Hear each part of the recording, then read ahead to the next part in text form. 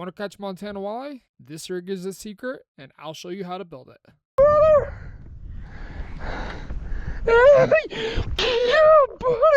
Step 1, get you some line. This is going to be 17-pound low-vis green. We're going to take about 6 feet of this to start. After you have your line cut, get yourself a float rig. Then you'll need some hooks. These are Mustad Slow Death hook size number 2. After that, you're going to get a blade. These are your Mack Smile blades. This is a size 1.1 inch. The final part, beads. These are size 6 for the more clear ones, and then size 5 for the more lime green. First things first, get a hook. Now, once you have your line, everything selected out, you're going to go ahead and attach a single hook. You can use a octopus hook or a slow death hook. Either one's going to work just as long as it is size 2. We're going to go ahead and feed it through the eye. You want to give yourself actually a little bit more room than what you may think, and that's why we cut this leader as a 6-foot leader with. So you take your hook, you twist it either direction about 6 to 7 times, and then with your tag end, you'll take your tag end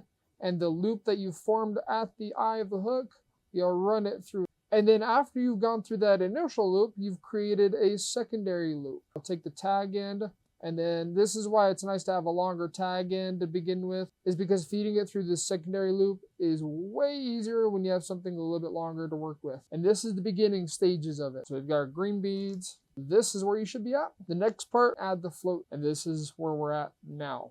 Add this one bead, can go ahead and spin freely, and then we'll add one more small bead. This is going to be our size 4mm, and this is where we're at. There's lots of different blades out there. Unlike the Colorado blades, this one you control really slow. And run this on here. Make sure the color side is facing forward. Now this is where you want to go ahead and measure it out. So you can run 3, you can run or 4 foot.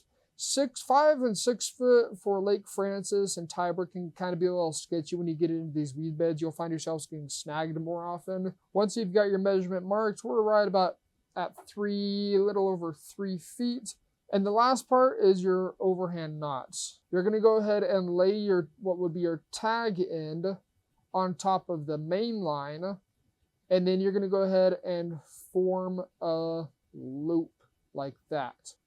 Now this loop, you're going to go ahead and take your line, fold it over or double it over, and the loop, if you have the loop on top of the end that goes to your rig, you're going to go underneath the loop, and then you'll essentially cinch it down. Now for kayak fishermen, it's really important that we stay organized, and to stay organized, you can just get yourself a little pool noodle and wrap it around. Subscribe for more.